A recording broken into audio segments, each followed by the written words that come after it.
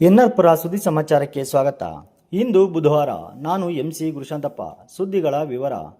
ಕೇಂದ್ರ ಸರ್ಕಾರವು ಹಿಂದಿನ ನರೇಗಾ ಯೋಜನೆಯ ಹೆಸರು ಬದಲಾಯಿಸಿ ಹೊಸದಾಗಿ ವಿಬಿಜಿ ರಾಮ್ಜಿ ಯೋಜನೆಯ ಬಗ್ಗೆ ಕಾಂಗ್ರೆಸ್ ಪಕ್ಷವು ಸುಳ್ಳು ಪ್ರಚಾರ ಮಾಡುತ್ತಿದೆ ಎಂದು ಬಿಜೆಪಿ ಪಕ್ಷದ ಜಿಲ್ಲಾ ಪ್ರಧಾನ ಕಾರ್ಯದರ್ಶಿ ಅರುಣ್ ಕುಮಾರ್ ಆರೋಪಿಸಿದರು. ಅವರು ಸೋಮವಾರ ಪಟ್ಟಣದ ಅಂಬೇಡ್ಕರ್ ವೃತ್ತದಲ್ಲಿ ತಾಲೂಕು ಬಿಜೆಪಿ ಪಕ್ಷ ಹಮ್ಮಿಕೊಂಡಿದ್ದ ಕೇಂದ್ರ ಸರ್ಕಾರ ಜಾರಿಗೆ ತಂದ ವಿಬಿಜಿ ರಾಮ್ಜಿ ಯೋಜನೆಯ ಬಗ್ಗೆ ಜನಜಾಗೃತಿ ಸಭೆಯಲ್ಲಿ ಮಾತನಾಡಿದರು. ಈ ಹಿಂದೆ ಕಾಂಗ್ರೆಸ್ ಸರ್ಕಾರವು ಉದ್ಯೋಗ ಖಾತರಿ ಯೋಜನೆ ಜಾರಿಗೆ ತಂದಿತ್ತು. ಆ ಯೋಜನೆಯಲ್ಲಿ 1 ವರ್ಷಕ್ಕೆ 100 ದಿನ ಉದ್ಯೋಗ ಮಾತ್ರ ನೀಡಲಾಗುತ್ತಿತ್ತು. ಬಿಜೆಪಿ ತಂದ ಹೊಸ ಹೆಸರಿನ ವಿಬಿಜಿ ರಾಮ್ಜಿ ಯೋಜನೆಯಲ್ಲಿ 125 ದಿನ ಉದ್ಯೋಗ ನೀಡಲಾಗುತ್ತಿದೆ. ಹಿಂದಿನ ಉದ್ಯೋಗ ಖಾತರಿ ಯೋಜನೆಯಲ್ಲಿ ದಿನಕ್ಕೆ 174 ರೂಪಾಯಿಗಳು ಮಾತ್ರ ಕೂಲಿ ನೀಡಲಾಗುತ್ತಿತ್ತು. ಬಿಜೆಪಿ ಸರ್ಕಾರದ ಈ ಹೊಸ ಯೋಜನೆಯಲ್ಲಿ 375 ರೂಪಾಯಿ ನೀಡಲಾಗುತ್ತಿದೆ.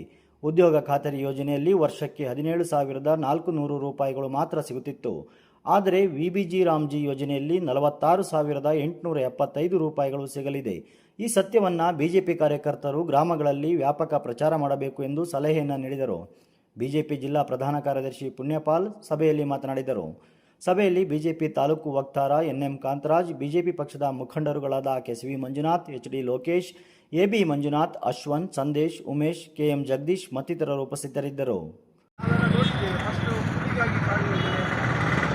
ಅದಾದ ನಂತರ ಅನಾಲಿಸಿಸ್ ಮಾಡಿದರು. ಅದಾದಮೇಲೆ ಉದ್ಯೋಗ ಭರವಸೆ ಯೋಜನೆ ಅಂತ ಮಾಡಿದರು. ಈಗ ಬೇರೆ ಬೇರೆ ಒಂದು ಆಯಾ ಸಂದರ್ಭಕ್ಕೆ ಹೆಸರನ್ನು ಬದಲಾಯಿಸಿಕೊಂಡು ಅವ್ರದ್ದೇ ಆದಂಥ ಈಗ ಜಿಲ್ಲಾ ಪ್ರಧಾನ ಕಾರ್ಯದರ್ಶಿಗಳಾದ ಪುಣ್ಯಪಾಲ್ ಅವರು ಮಾತಾಡಬೇಕಂತ. ಎಲ್ಲರಿಗೂ ನಮಸ್ಕಾರ.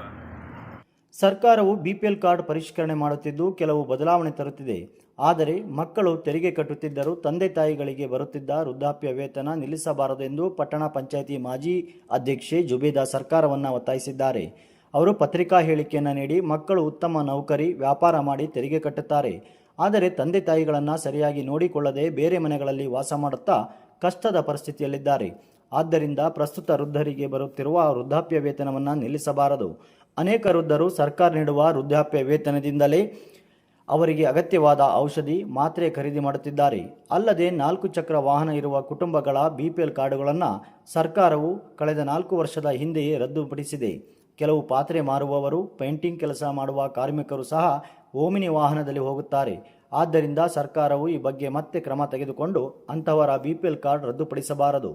ಆರೋಗ್ಯ ಸಚಿವ ಕೆಎಸ್ ಮುನಿಯಪ್ಪ ಅವರು ಬಡವರ ಹಿತದೃಷ್ಟಿ ಇಟ್ಟುಕೊಂಡು ರದ್ದು ಮಾಡಿದ್ದ ಅರ್ಹ ಬಿಪಿಎಲ್ ಕಾರ್ಡುದಾರರಿಗೆ ಮತ್ತೆ ಬಿಪಿಎಲ್ ಕಾರ್ಡ್ ನೀಡಬೇಕು ಎಂದು ಜುಬೇದಾ ಅವರು ಒತ್ತಾಯಿಸಿದ್ದಾರೆ.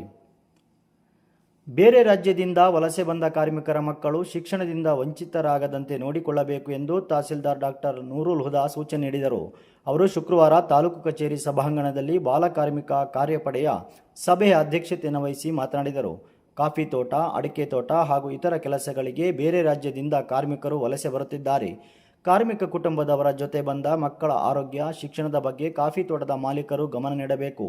ವಲಸೆ ಬಂದ ಮಕ್ಕಳಿಗೆ ಶಿಕ್ಷಣ ಕೊಡಿಸುವ ಜವಾಬ್ದಾರಿಯನ್ನು ತೋಟದ ಮಾಲೀಕರೇ ವಹಿಸಿಕೊಳ್ಳಬೇಕು.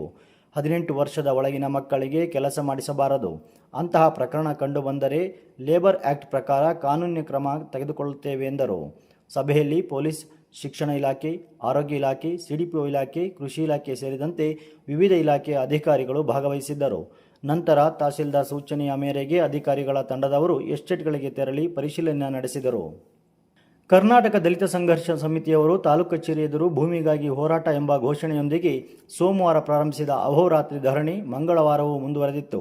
ಪ್ರತಿಭಟನೆ ಸಭೆ ನಡೆಯುತ್ತಿರುವ ಸ್ಥಳಕ್ಕೆ ತಹಸೀಲ್ದಾರ್ ಡಾಕ್ಟರ್ ನೂರುಲ್ ಹುದಾ, ಎನ್ಆರ್ಪುರ ವಲಯ ಅರಣ್ಯಾಧಿಕಾರಿ ಪ್ರವೀಣ್, ಚಿಕ್ಕಗ್ರಾರ ವಲಯ ಅರಣ್ಯಾಧಿಕಾರಿ ಆದರ್ಶ, ಶೃಂಗೇರಿ ಕ್ಷೇತ್ರ ರೈತ ಒಕ್ಕೂಟದ ಕಾರ್ಯಾಧ್ಯಕ್ಷ ಎಂಎನ್ ನಾಗೇಶ್, ಪದಾಧಿಕಾರಿಗಳಾದ ಹಂಚಿನಮನೆ ರಾಘವೇಂದ್ರ, ಗದ್ದೆಮನೆ ಸತೀಶ್, ಕುಡ್ನಳ್ಳಿ ಮಧು, ಸಚಿನ್ ಮತ್ತಿತರರು ಭೇಟಿ ನೀಡಿದರು.